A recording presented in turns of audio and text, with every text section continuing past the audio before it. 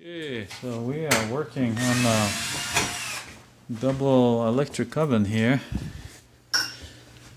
The model number is FGET3065PWE, and Electrolux or Frigidaire product, and complaint is top oven not heating. So we checked the continuity from the control board. So this is the orange cable, and these three cables is for each element. If you pull this plug off, you can see broil, bake, and a convection on it, and this is the other end of it, and they all go through the thermostat. There's a thermostat on this cable. If that's burnt out, you'll have no continuity between this, or that. In this case, we have continuity of all of these three. So this is for the lower oven, and the top oven is in the back. Same thing, it's just harder to see. You can see the colors, blue, yellow, and purple. And there's another plug, a little hard to get your probes in, but we don't have a continuity between orange and yellow for the back plugs, so we know this element is bad. And to get the element out, you have to do it from the front here. And was one screw here. We had to pull the oven out a little, a couple screws on the sides, and here's the cover that comes off. And you can see the element is back there, but we'll need to get this mechanism out probably. So, alright, we'll see what happens here. So here you go, the mechanism just slides out, no screws at all. The locking mechanism comes out, and then from there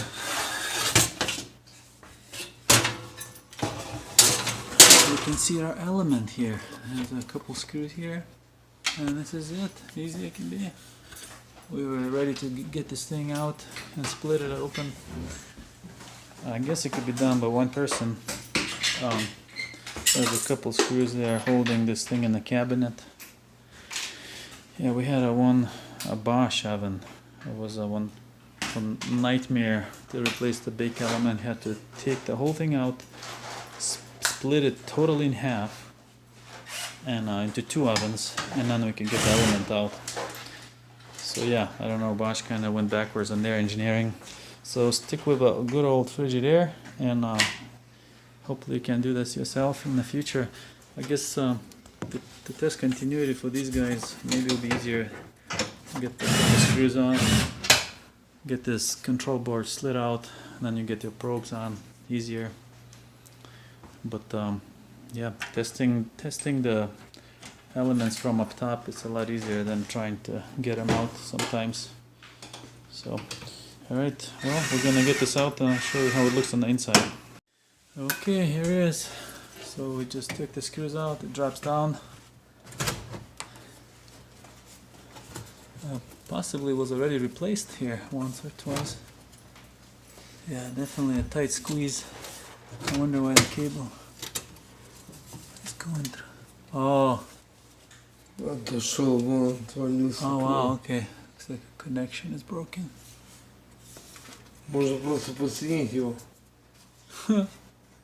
Well, let's check if it's continuity between those two. Okay, so in this case, it was just a connection on basically the wire that was burnt off of the connector. So we have to replace with a stainless steel connection on the cable. Yeah, make sure it's a stainless steel connector, otherwise it will burn off. And the element was still good, so we're just putting the things back together here. Sliding.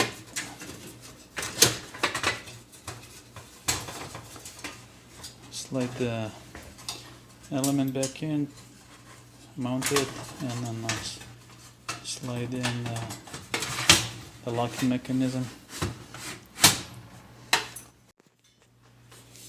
And the cover goes back on. Go the control panel, all the plugs are